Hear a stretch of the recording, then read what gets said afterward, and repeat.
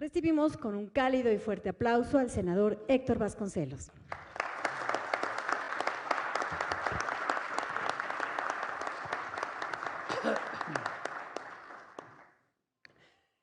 Licenciado Vicente Aldair Vázquez Pinzón, secretario general de Juventud Real. Licenciado Carlos Yaret Sarmiento García, coordinador nacional de Relaciones Internacionales en Juventud Real. Amigas y amigos todos.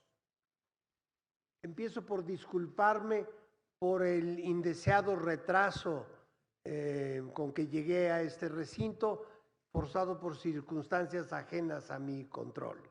Mil disculpas. Agradezco sinceramente la invitación para ofrecer una conferencia relativa a los derechos humanos y la diplomacia mexicana. Empiezo por hacer un breve recuento sobre lo que México ha suscrito en materia de derechos humanos. Posteriormente, expondré de manera sucinta lo que constituye hoy la política de derechos humanos del actual gobierno. El propósito es identificar nuestra incidencia en el desarrollo del cuerpo normativo internacional de derechos humanos, los acuerdos y compromisos de los que somos parte y la manera en que estamos dando cumplimiento a ellos. Quisiera iniciar señalando que podemos identificar la evolución de los derechos humanos a partir de la creación de la Organización de las Naciones Unidas en 1945. Después de las atrocidades y los genocidios cometidos durante la Segunda Guerra Mundial, lo que he llamado en varias ocasiones la mayor aberración en la historia de Occidente, los países involucrados en la redacción de la Carta de San Francisco consideraron insoslayable incorporar los derechos humanos.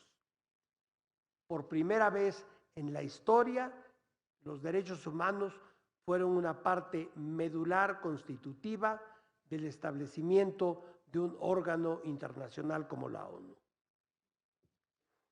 Después de las atrocidades, en la Carta de San Francisco,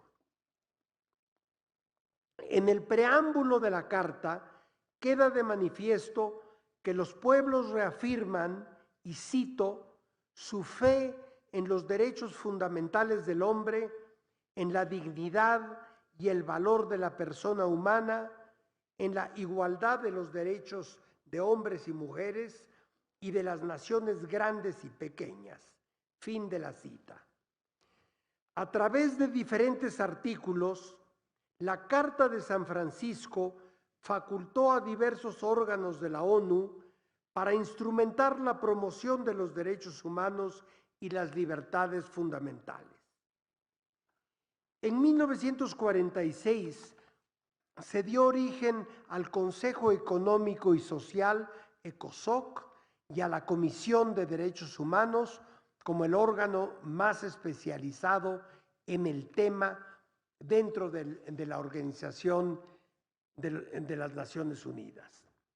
Es de destacarse que la primera tarea que tuvo la Comisión de Derechos Humanos fue precisamente la elaboración de la Declaración Universal de los Derechos Humanos, misma que se adoptó en diciembre de 1948 por sus Estados miembros, incluyendo a México. A partir de ese momento, la comunidad internacional tuvo una ruta crítica para, en primera instancia, construir sus propios mecanismos jurídicos orientados a la promoción y defensa de los derechos humanos, pero también para elaborar instrumentos de cooperación multilateral.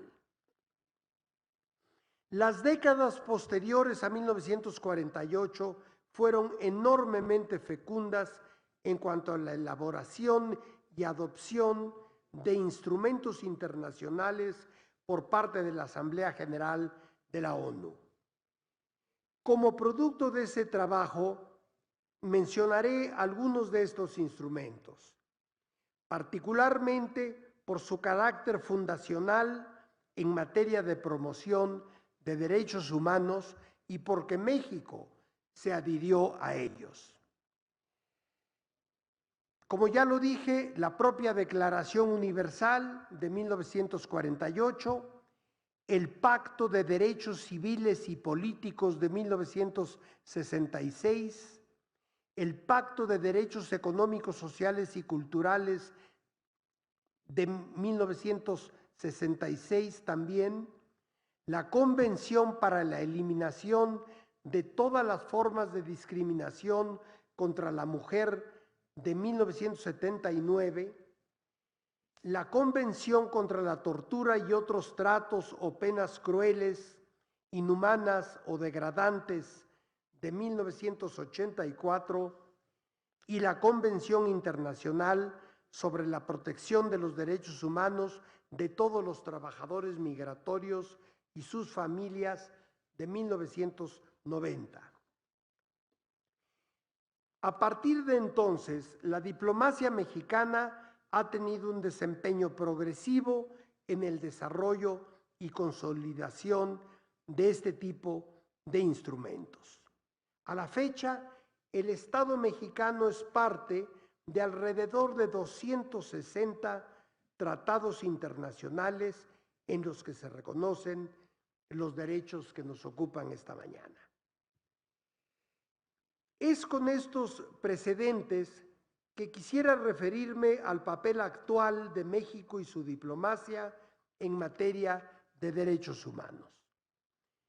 La política exterior de cada país está estrechamente vinculada con su política interna, como debe de resultarnos obvio. En el caso de nuestro país, la defensa de las libertades y los derechos fundamentales puede rastrearse de manera embrionaria en el proceso mismo de su lucha por la independencia.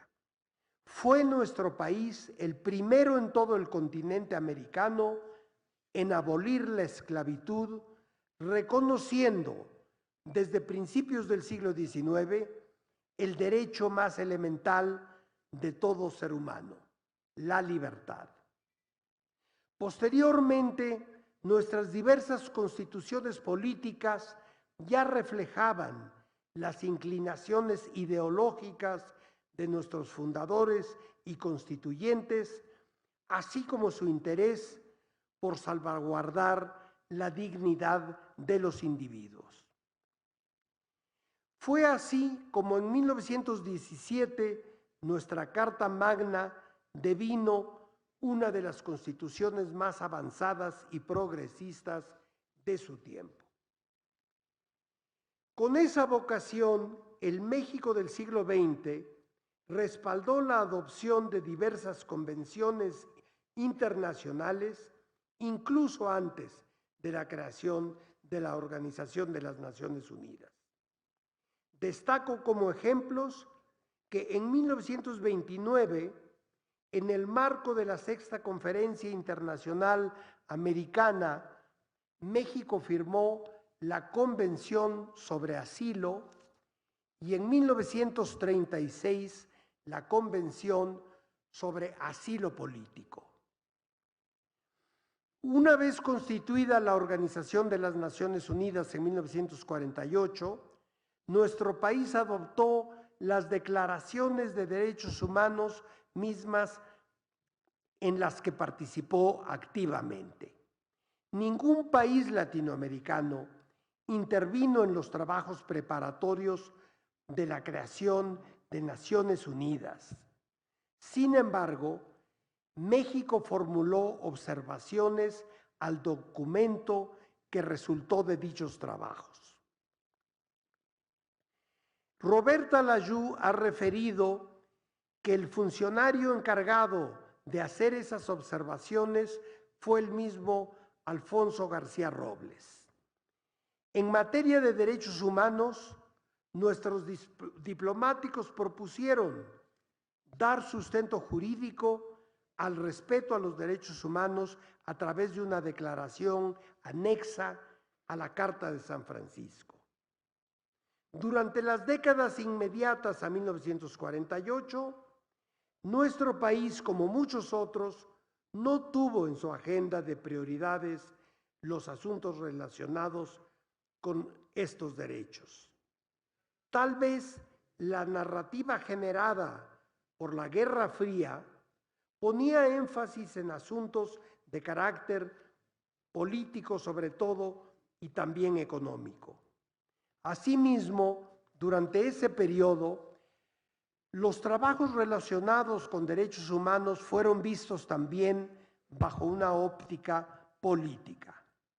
No fueron pocos los gobiernos que vieron en los observadores de estos derechos un instrumento político de intromisión que utilizaban algunos estados para presionar a otros. En el caso de México, se trató de una política de Estado que constituyó en el rechazo a todo tipo de observación en materia de derechos humanos por considerarla una injerencia y una violación inaceptable a la soberanía. Hoy, eso contrasta radicalmente con la postura de la actual administración, hecho en el que ahondaré más adelante. Sin embargo, la liberalización de los mercados y el incremento de la influencia de nuestro país en la economía regional y global exigía de México un mayor compromiso con el andamiaje legal desarrollado a nivel internacional para salvaguardar los derechos humanos. En ese sentido, en 1980, el gobierno del presidente López Portillo propuso al Senado de la República la adhesión a los principales tratados multilaterales en la materia. Adicionalmente, determinados acontecimientos concretos, como las guerrillas en Centroamérica, las dictaduras militares en Sudamérica y el surgimiento de nuevos países en el sur global, encaminaron a México a tener una participación mucho más activa en la búsqueda de soluciones a conflictos que comprometieran la dignidad de los habitantes de la región. De manera simultánea, las transformaciones internas de nuestro país influyeron en los gobiernos mexicanos para adherirse a un mayor número de instrumentos internacionales. Los cuestionamientos que trajeron consigo las brutales represiones estudiantiles del 2 de octubre de 1968 y del 10 de junio de 1971, así como la reforma política del entonces presidente López Portillo, conllevaron a la ratificación de instrumentos de derechos humanos para fortalecer y darle congruencia en el exterior a los esfuerzos de México por democratizar su régimen político interno. Un ejemplo concreto de esto fue la adhesión a la Convención de las Naciones Unidas contra la Tortura de 1984. Al finalizar la Guerra Fría, la reunificación alemana, las independencias de las antiguas repúblicas soviéticas y el fin del apartheid en Sudáfrica generaron un breve sentimiento de optimismo para construir un nuevo orden mundial basado en reglas y respeto a los derechos humanos. Sin embargo, la guerra de los Balcanes de los años 90 del siglo pasado y los atroces conflictos en el continente africano despertaron nuevamente la preocupación por la defensa de los derechos humanos. En ese marco, Iniciando la década de 1990, la Asamblea General de las Naciones Unidas convocó a una conferencia mundial en torno a este tema, también conocida como la Conferencia de Viena, con el propósito de evaluar el estado de los derechos humanos en el mundo. El resultado fue la Declaración y el Programa de Acción de Viena, donde se reiteraba el compromiso de la comunidad internacional para promover y proteger los derechos fundamentales de las personas. También trazó una nueva ruta de acción para construir nuevos mecanismos de cooperación en la materia. Nuestro país tuvo una participación activa durante la preparación y el desarrollo de la Conferencia de Viena. Ya en la década anterior, México había dejado un antecedente de su liderazgo en la defensa de determinados derechos. Por un lado, como iniciativa de nuestro país se promovió la concepción del derecho que tienen los pueblos al desarrollo. La concepción de defensa de los derechos humanos siempre ha sido distinta entre los países del norte desarrollado y los del sur global. Entre estos últimos, México hizo notar que no habría pleno goce de las libertades sin un desarrollo social mínimo. En 1986, Naciones Unidas adoptó por mayoría una declaración que consagraba el derecho de todos los pueblos al desarrollo. También, al inicio de la década de 1980, México encabezó los trabajos en la ONU para elaborar la Convención Internacional sobre Protección de los Derechos de todos los trabajadores migratorios y de sus familiares, misma que fue adoptada por unanimidad por la Asamblea General de la ONU en 1990. Con esta experiencia, nuestro país se involucró de forma productiva en la realización de la Conferencia Mundial de Derechos Humanos de 1993. Los diplomáticos mexicanos se manifestaron por preservar la universalidad, la interdependencia y la indivisibilidad de todos los derechos humanos, más allá de particularidades históricas, culturales, religiosas y políticas. México siguió impulsando la promoción del derecho al desarrollo como condición indispensable para el goce pleno de los derechos humanos, y en materia migratoria logró que se incorporara la obligación de los gobiernos de garantizar los derechos de los migrantes independientemente de su situación jurídica, política, que el actual gobierno sostiene con particular énfasis. La diplomacia mexicana ha estado involucrada directamente en la conformación de estos cuerpos jurídicos. Su labor se refleja a través de la elaboración misma de instrumentos jurídicamente vinculantes, como en el impulso y negociación de resoluciones de las Naciones Unidas o bien en el plano regional en la Organización de los Estados Americanos y sus respectivos órganos subsidiarios. Su labor ha sido incluso muy destacada en temas de carácter universal y que han tenido una importante influencia normativa. Menciono 3 ejemplos: la proscripción de la pena de muerte, los derechos de las personas con discapacidad y la única convención internacional existente en materia de derechos de los trabajadores migrantes y sus familias.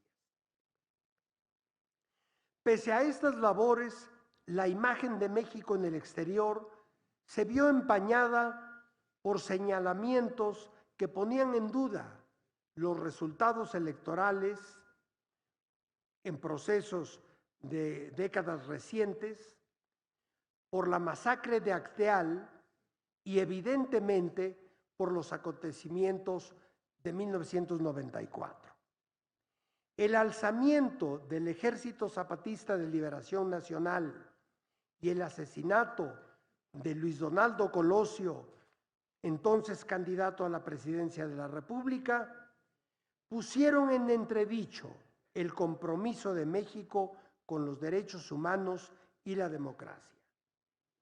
Como reacción, la administración encabezada por el presidente Ernesto Zedillo favoreció de manera incipiente aún las primeras visitas de órganos especializados en derechos humanos, tanto de Naciones Unidas como de la Organización de los Estados Americanos. Con la llegada de un gobierno de alternancia en el año 2000, se impulsó un discurso favorable a los derechos humanos que, por cierto, contrastaba con la realidad interna del país en aquel momento. Durante esa administración, la del presidente Fox, se firmaron los acuerdos con la Oficina del Alto Comisionado de Naciones Unidas para Derechos Humanos, se ratificaron los tratados pendientes, se retiraron las reservas a los ya firmados y se tuvo un papel activo en la creación del Consejo de Derechos Humanos en Ginebra, que reemplazó al comité, así llamado Comité del mismo nombre. Durante la administración 2006-2012, se ratificaron la Convención Internacional para la Protección de todas las personas contra las desapariciones forzadas y la Convención sobre los derechos de personas con discapacidad. Con la firma de 2011 se fortaleció la estructura jurídica que da sustento a nuestras obligaciones en la defensa y promoción de los derechos humanos, tanto en el interior como en el exterior. En junio de ese año, 2011, se llevó a cabo la reforma constitucional en materia de derechos humanos. El artículo primero de nuestra Constitución, en el artículo primero de nuestra Constitución, se reconoció la primacía de todos los derechos fundamentales de las personas y se señaló que todas las autoridades tienen la obligación de promover, respetar, proteger y garantizar tales derechos. Por otra parte, el cambio en el artículo 89, fracción 10, añadió la protección y promoción de los derechos humanos como uno de nuestros principios de política exterior. Con tales cambios, nuestra agenda internacional comenzó a centrarse mayormente en el desarrollo pleno de las personas. Hoy, nuestros diplomáticos enfocan muchos de sus esfuerzos y recursos a la defensa de los migrantes, al combate a la pena de muerte, el respeto a la orientación sexual y la identidad de género, y la promoción de la agenda feminista y el papel de la mujer. En estos momentos, la administración que encabeza el presidente López Obrador ha dado un giro profundo en materia de derechos humanos y su observancia desde el exterior. Por primera vez en la historia de México, se ha dado apertura total a los observadores y visitadores de todas las plataformas multilaterales de las que somos parte.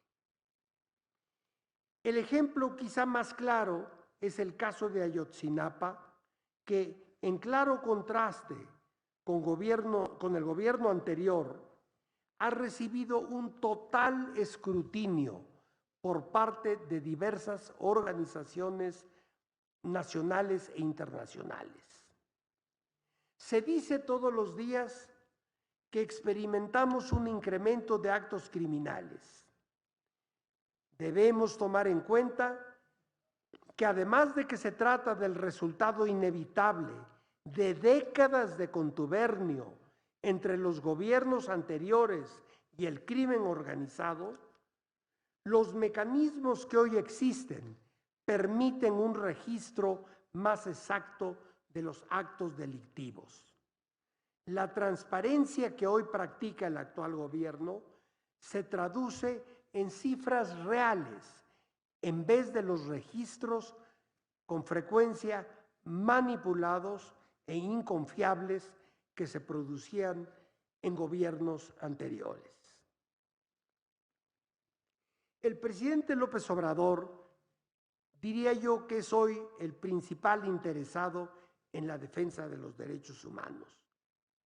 Desde que llegó al poder en 2018, México vive el clima de libertad de expresión más amplio desde el régimen del presidente Francisco I. Madero, el más grande demócrata que tuvo México en el siglo XX. El Ejército y la Guardia Nacional tienen instrucciones precisas de no agredir al pueblo ni a ningún manifestante. La jefa de gobierno de la Ciudad de México, por citar un ejemplo, suprimió el cuerpo de granaderos desde el primer día de su mandato, sumado al hecho de que el gobierno federal eliminó al Estado Mayor. Prácticamente ya no existen los cuerpos paramilitares de represión que históricamente habían mancillado la protesta social. Veo en esta versión de este texto que dice prácticamente ya no existen. No, yo afirmo que no existen tales cuerpos paramilitares de represión. No existe un tal cuerpo en el México de hoy.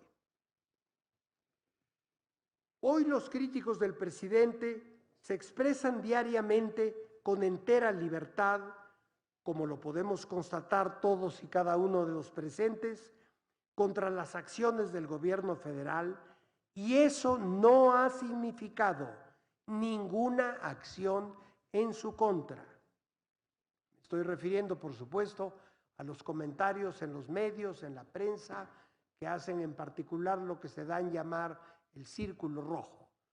Todos los miembros del Círculo Rojo se manifiestan cotidianamente sin que haya una sola consecuencia negativa para ellos en términos del desempeño de su trabajo o de sus libertades. No se les censura ni se les persigue. No tengo noticia de un solo caso de tortura, ni de alguien que se encuentre preso en México hoy por motivos políticos. Esto que a lo largo de toda mi vida les puedo asegurar que se daba como prácticamente normal en México en los años 70, 80 del siglo pasado, por ejemplo, durante los años de la llamada guerra, ¿cómo se llamó? Guerra, guerra fría, ahora estoy en la guerra sucia. Durante los años de la guerra sucia, por décadas, por lustros, se daba por hecho que en México había desapariciones forzadas por razones políticas. Hoy las hay por razones del crimen organizado, por el narcotráfico, pero nunca que yo sepa por razones, por motivos políticos. Esa es una de las grandes diferencias entre el México que hoy les toca vivir a ustedes y el que me tocó vivir a mí en mi juventud.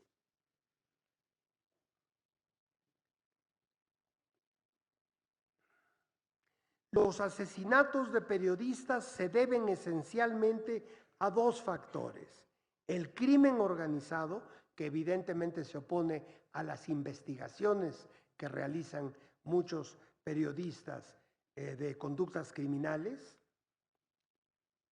al crimen organizado y a autoridades locales con frecuencia cómplices y corruptas.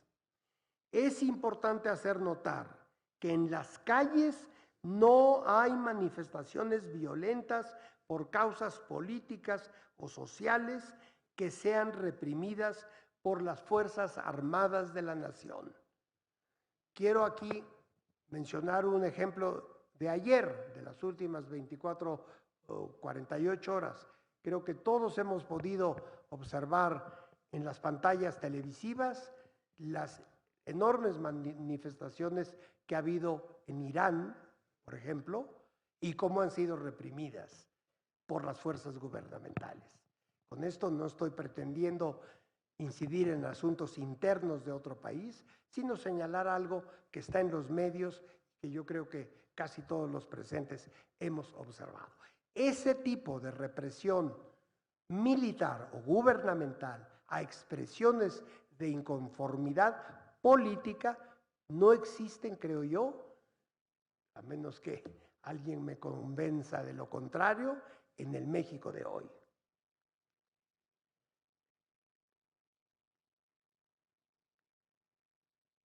Naturalmente, esta vocación interna por la defensa de los derechos humanos le ha dado al actual gobierno la capacidad de hacerse escuchar con respeto en el exterior, ya sea en los diferentes espacios multilaterales o bien abogando por causas justas. Un ejemplo de ello es el apoyo que el gobierno actual ha dado a Julian Assange y sus tareas encaminadas a la liberalización de la información y al escrutinio de los gobiernos en distintos países del mundo. Estas son algunos comentarios, algunas reflexiones que quise compartir con ustedes, pero naturalmente estamos abiertos a cualquier pregunta, cualquier comentario adicional que quieran hacer y que contestaré hasta el límite de mis conocimientos. Muchas gracias, senador, por su valiosa exposición.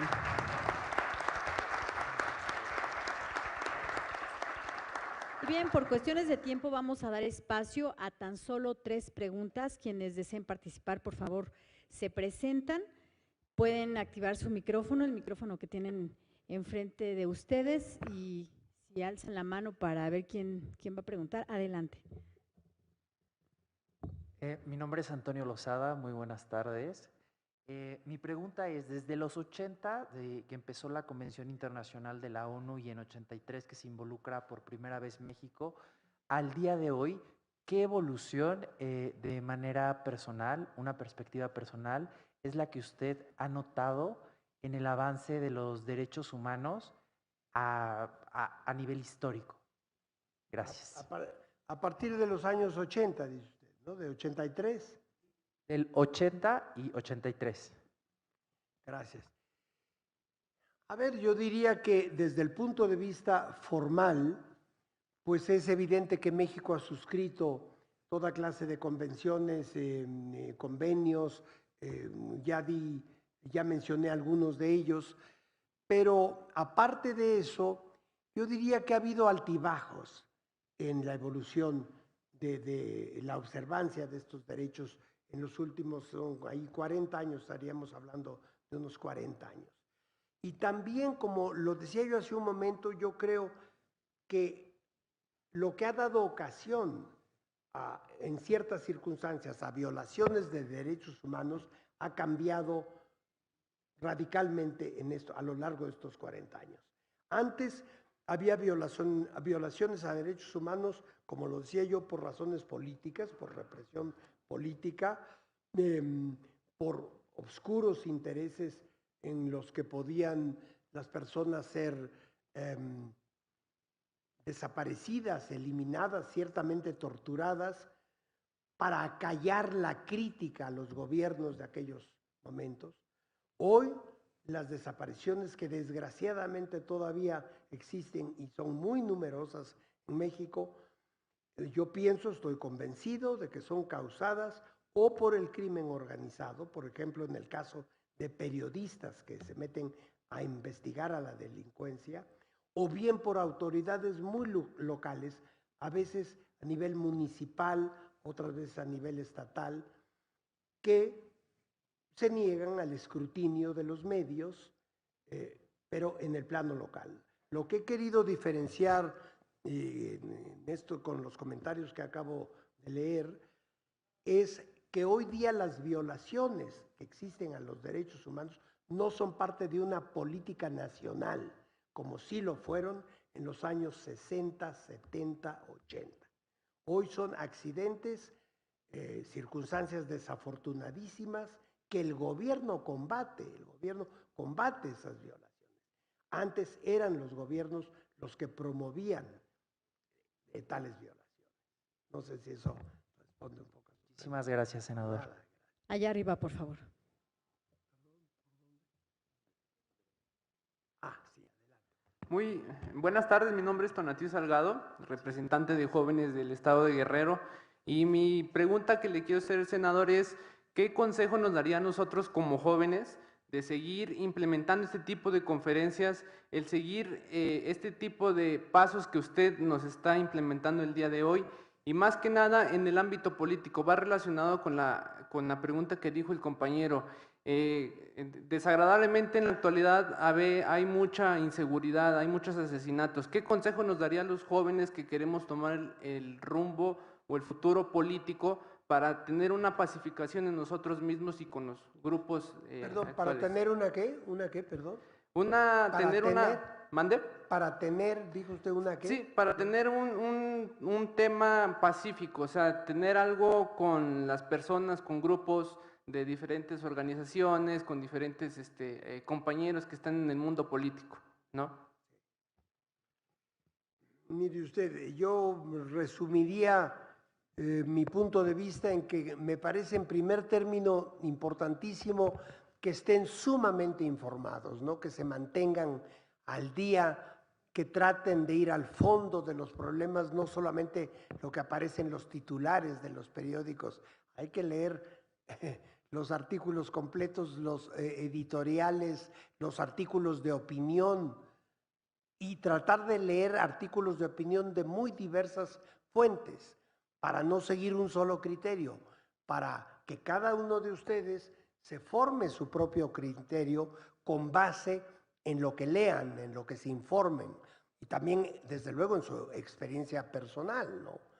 Entonces, se trata de estar muy conscientes, muy informados y de promover foros de discusión como este, ¿verdad? Asambleas, seminarios, toda clase de encuentros donde se puedan debatir las ideas y la información que cada uno tenga. Muchas veces adquiere uno información importantísima, no solo leyendo, sino en el intercambio personal con otras personas, ¿verdad? Entonces, por eso yo creo mucho en la discusión continua de los temas públicos y desde luego de los temas internacionales también. Y ante todo, yo siempre que se me pregunta, lo que puedo recomendar por encima de todo es leer y leer y leer y leer. Todo el día si es posible. Gracias. Y la última pregunta. Adelante. ¿Puedes activar tu micrófono? Ahí está. Muchas gracias. Primero que nada, buenas tardes, senador. Muchísimas gracias por la conferencia magistral que el día de hoy nos ha dado. Mi pregunta tiene que ver en caso de, por ejemplo, habemos quienes ven que los resultados en materia de derechos humanos aquí en la capital se dan muy rápido, ¿no? ¿Se qué? Perdón, se dan más rápido. se dan. Sí, pero por ejemplo, el proceso en otros estados es más lento y aunque avance mucho aquí o en el tema federal, en el tema de muchos estados avanza más lento. Por ejemplo, yo le planteo el caso de que nosotros, bueno, esta fila de aquí viene de Zacatecas y es un poco más lento el proceso de ello. Entonces, nosotros como jóvenes, ¿cómo podemos ayudar a que en el tema de la burocracia, en el tema de que las acciones se lleven a cabo, se lleven uno a cabo o dos, se lleven de una manera más rápida? Esa sería mi pregunta. Muchas gracias. Yo creo que con participación política es como pueden ustedes ayudar. Primero con esta observancia de la escena nacional e internacional, a la que me referí en la respuesta anterior, y con esa información hay que participar, ¿no? Hay que tratar de incidir en todos los procesos, desde luego en las elecciones, en los procesos electorales con el voto, pero también con la participación política individual. Pues hoy día, por fortuna, se puede empezar a participar en política desde una edad muy temprana, y esto a ustedes les puede parecer una cosa normal, no lo fue así siempre. Yo recuerdo cuando, me parece que fue en el gobierno del presidente Echeverría, cuando hubo por primera vez un diputado de 21 años, si mal no recuerdo en ese momento, y se consideró un hito histórico, ¿no? Después hubo el primer senador joven, el primer gobernador. Gobernadores sí ha habido históricamente, pues desde el general Cárdenas, ¿no? Que fue gobernador, me parece que a los 30 años, algo así, ¿no? Porque fue presidente a los 34, ¿no? Debe haber sido gobernador alrededor de los 30 años. Los gobernadores sí ha habido muy jóvenes, pero la participación política, la oportunidad de participar en política que hoy tienen los jóvenes es nueva en nuestra historia y deben aprovecharla al máximo, ¿no? Ya hoy es normal que jóvenes estén tanto en la administración pública como en los cuerpos legislativos. Aquí le decía yo a la senadora Citlali Hernández, que es, yo creo, nuestra senadora más joven, le decía yo, caramba, ¿cómo fue que te admitieron aquí? Si antes no se admitían niños aquí. Pero, porque ella es muy, muy joven, no recuerdo exactamente su edad, además de una mujer, nunca hay que mencionar la edad, pero ya es afortunadamente una cosa normal que gente muy joven participe incluso al más alto nivel. Así que enhorabuena y pues, a participar en la política, como entiendo que ya lo hacen ustedes, ¿no? Bien, muchas gracias a los jóvenes por su participación. Queremos pedirle ahora al Coordinador Nacional de Relaciones Internacionales y al Secretario Técnico hagan entrega del reconocimiento al senador Vasconcelos por su brillante exposición en esta conferencia, Los derechos humanos y la diplomacia mexicana, importancia, retos y visiones.